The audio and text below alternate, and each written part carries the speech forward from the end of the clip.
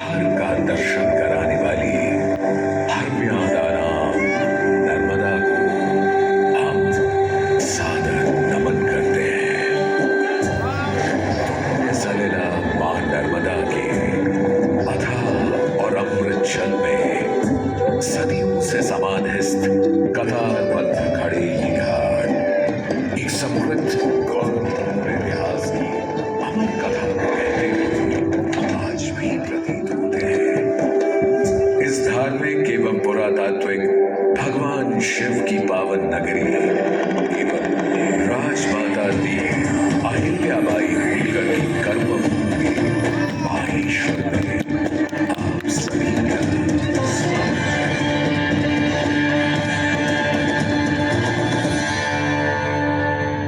महेश्वर, जिसका इतिहास भारतीय पुरातत्वविद स्वर्गीय वाकणकर जी और उनके दल के शोध अनुसार हड़प्पा संस्कृति से भी प्राचीन होने की संभावना को व्यक्त करता है। वहीं पौराणिक काल में रचित वेदों, पुराणों और उपनिषदों इत्यादि में इसका वर्णन माहेश्वती के नाम से किया गया है। इस नगर का उल्लेख रामायण और महाभारत जैसे धार्मिक ग्रंथों में भी मिलता है। ऐसी मान्यता है कि त्रेता युग में माहेश्वती है वंश के चक्रवर्ती सम्राट कार्तवीर्य अर्जुन की राजधानी थी। 1000 भुजाओं के साथ जन्म लेने वाले कार्तवीर्य अर्जुन को सहस्रार्जुन के नाम से भी जाना जाता है, जो आगे चलकर एक महान चक्रवर्ती सम्राट बने और उन्होंने महेश्वर या कहें उस समय की माहेश्वती को बनाया और बसाया। इसी नगरी में सहस्रधारा स्थान पर 7 कुंड विद्यमान है, जहां सहस्रार्जुन भगवान दत्तात्रेय की उपासना किया करते थे, जिससे उन्हें अनेक दिव्य शक्तियां प्राप्त हुई। एक प्रचलित कथा के अनुसार एक बार सहस्रार्जुन ने अपनी सहस्र भुजाओं के बल से मां नर्मदा के वेग को दोनों ओर से रोक दिया, जिस कारण उसका रेतीला तल दिखाई देने लगा। तदोपरांत गगन में माल गूंजते अपने पुष्पक विमान में विराजन लंकाधिपति रावण ने जब यह रेतीला तल देखा तो उन्हें अपने आराध्य भगवान शिव की प्रार्थना करने हेतु यह एक उपयुक्त स्थान लगा। तत्पश्चात भी रावण तल पर पहुंचे और वहीं रेत से एक शिवलिंग का निर्माण कर घोर तपस्या में लीन हो गए। वहीं दूसरी ओर जब सहस्रार्जुन ने मां नर्मदा के वेग को वापस खोला तो जल के तेज प्रवाह से रावण के साथ साथ उन द्वारा बनाया गया शिवलिंग क्रोधित रावण ने इस दुस्साहस करने वाले सहस्रार्जुन का पता लगाया और कहा, हे अधर्मी, हे अज्ञानी, तुमने रावण की पूजा में विघ्न डालने का दुस्साहस किया है। तुम्हें इसका दंड अवश्य ही मिलेगा। तुम्हारे वध के पश्चात ही अब मेरा ये क्रोध शांत होगा। मैं महादेव का परम भक्त लंकाधिपति रावण तुम्हें युद्ध के लिए ललकारता हूँ। तेरी इन सहस्त्र भुजाओं के समक्ष तुम्हारी ये सब मायावी शक्तियां व्यर्थ रावण, अब शब्दों की बात चलाकर आओ युद्ध करो।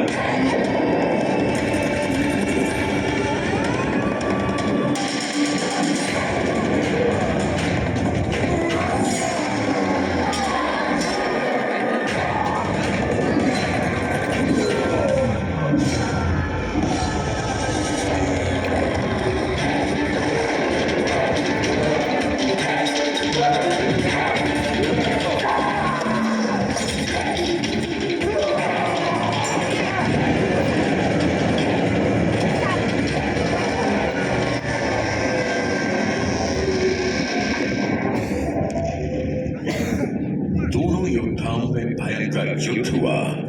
सहस्रार्जुन के बाहुबल के समक्ष रावण की सारी शक्तियां कमजोर पड़ गईं। अंततः युद्ध में सहस्रार्जुन विजयी हुए।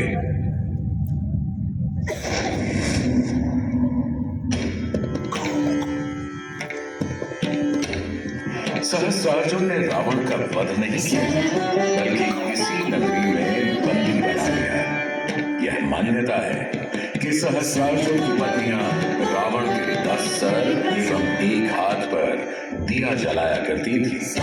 आज भी महेश्वर में स्थित राज राजेश्वर मंदिर में 11 अखंड दीपक प्रज्वलित हैं, जो सदैव जीवित रहते हैं।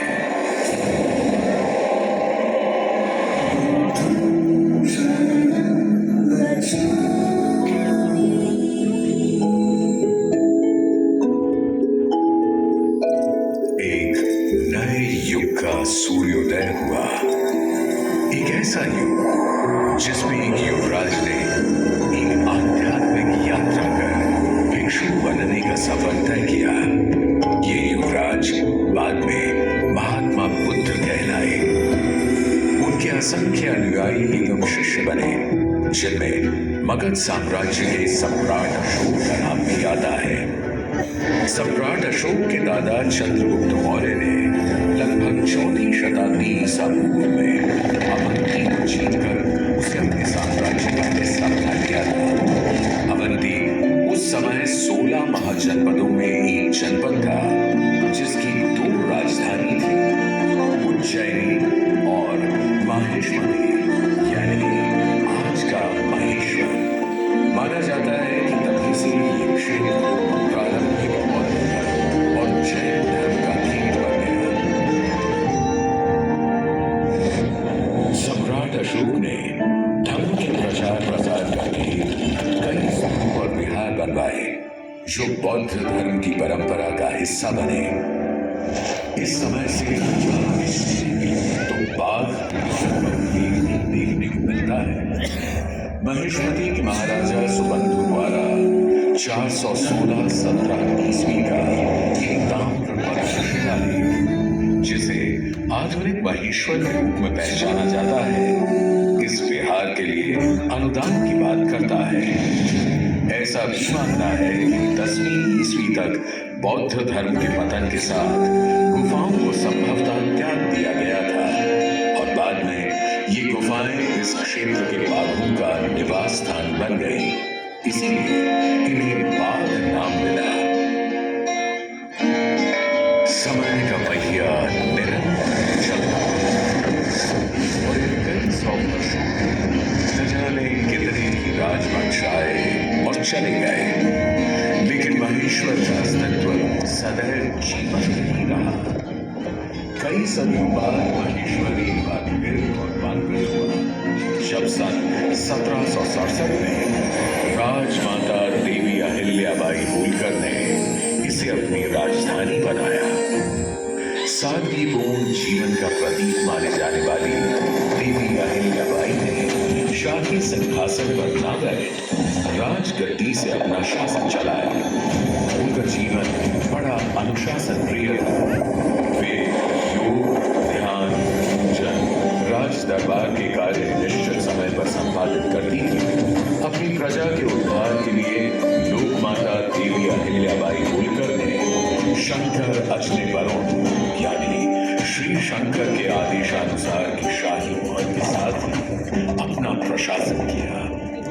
लोक माता देवी अहिल्याबाई होलकर ने सबसे पहले इस पवित्र मां नर्मदा के तट पर एक भव्य किले का निर्माण कराया, जिसे अहिल्या महल या कहें महेश्वर का किला के नाम से भी जाना जाता है।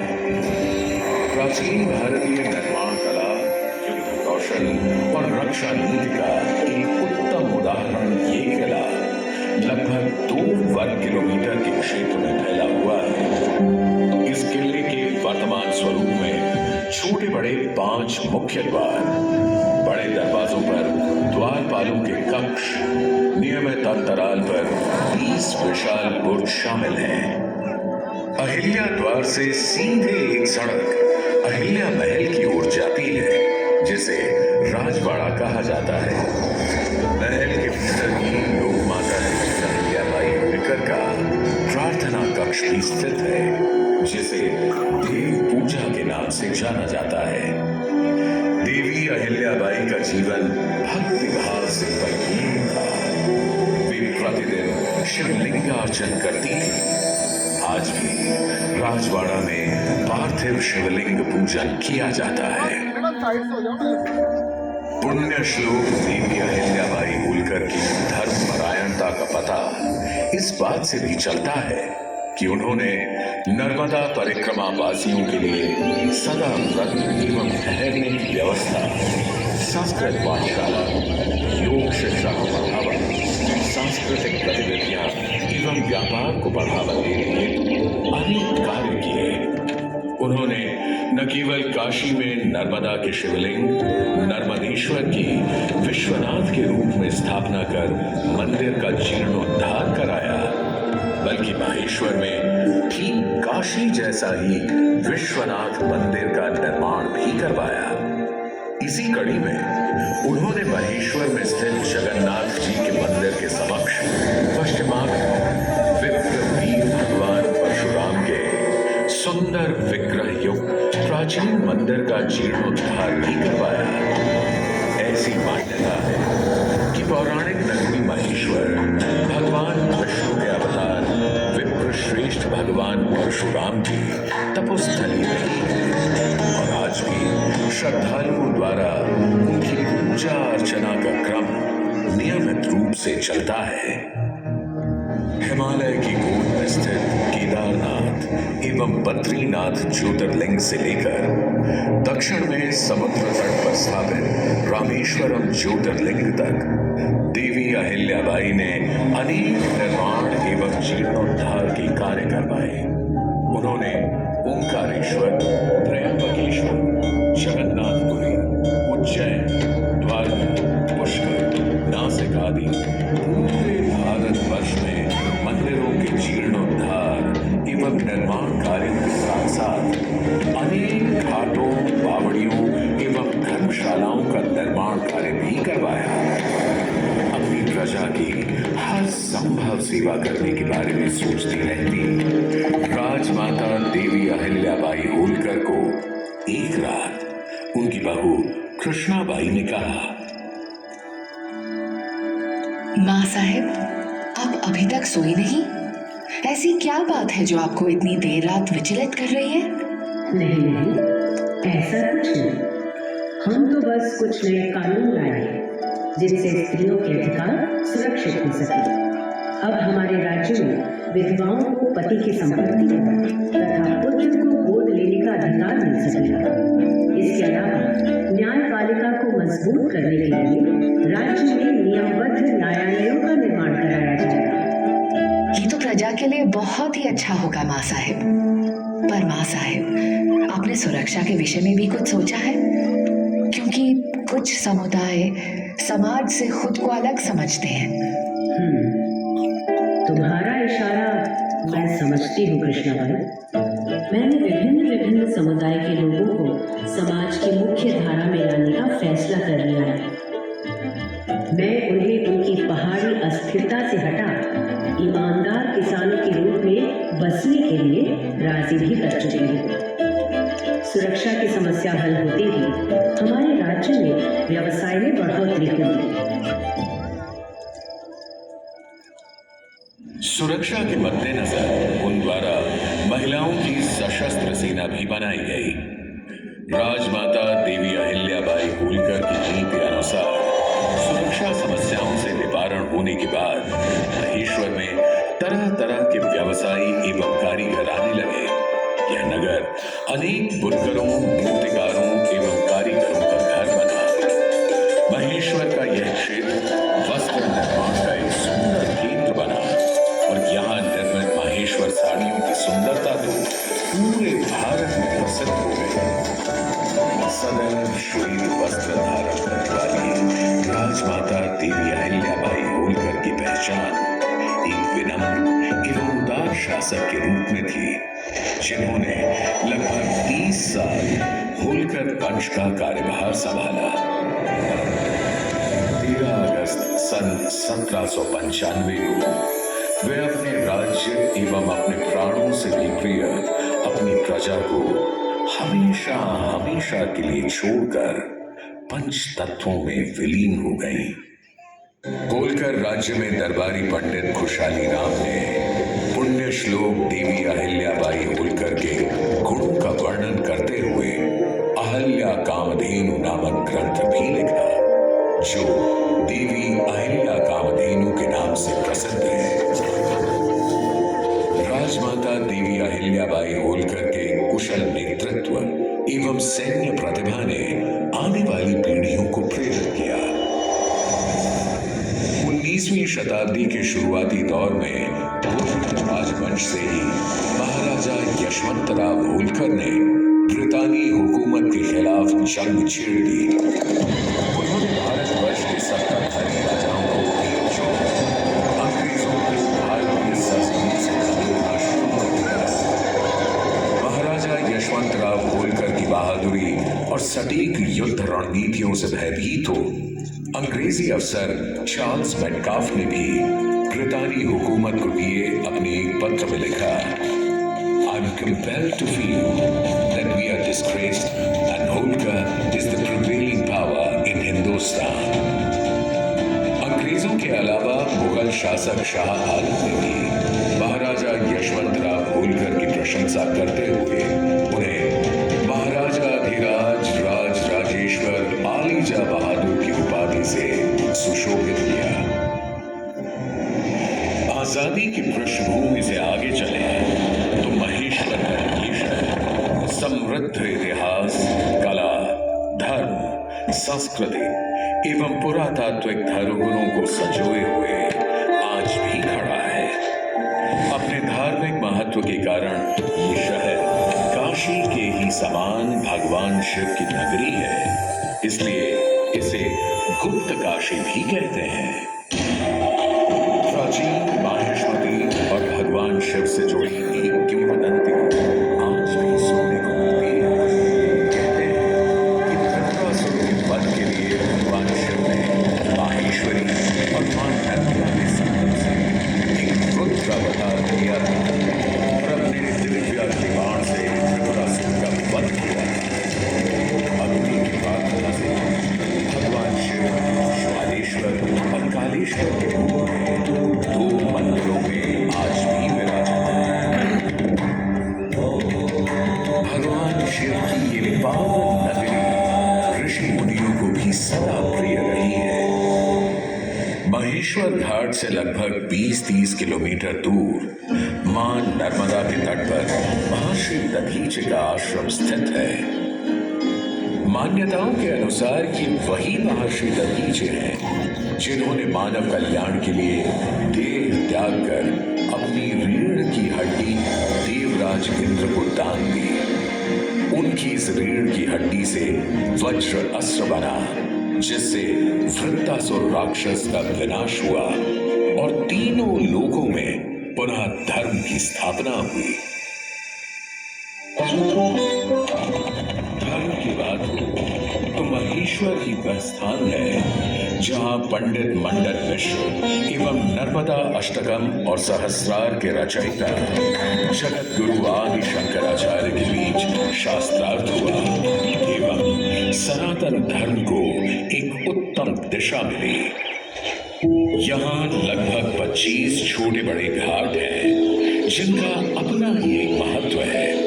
बड़घाट, पेशवा घाट, मनोकामनेश्वर घाट, मातंगेश्वर घाट पर संतों के सुमुख से श्लोक, दोहे, चौपाइयां सदैव गूंजती ही रहती हैं। वैसे आप अभी जहां उपस्थित हैं अहिल्या मां साहिब घाट या कहें कि महेश्वर घाट कहलाता है। इसी घाट की सीढ़ियों से ऊपर जाएं तो पुण्य श्लोक देवी अहिल्याबाई होलकर को श्रद्धांजलि अर्पित करती अहिल्येश्वर छतरी है। इसी के सामने मल्हार राव द्वितीय के छोटे भाई को समर्पित विठोजी राव छतरी भी विद्यमान है। इसके अलावा महेश्वर में मां विंध्यवासिनी भवानी देवी का मंदिर भी स्थित है, जिसे मत्स्य पुराण के 13वें अध्याय में देवी भगवती के 108 सिद्ध पीठों में स्वाहा पीठ कहा गया है। इसके अलावा यहाँ 100 से भी अधिक मंदिर विद्यमान हैं जो महेश्वर की समृद्ध संस्कृति का प्रमाण प्रस्तुत करते हैं।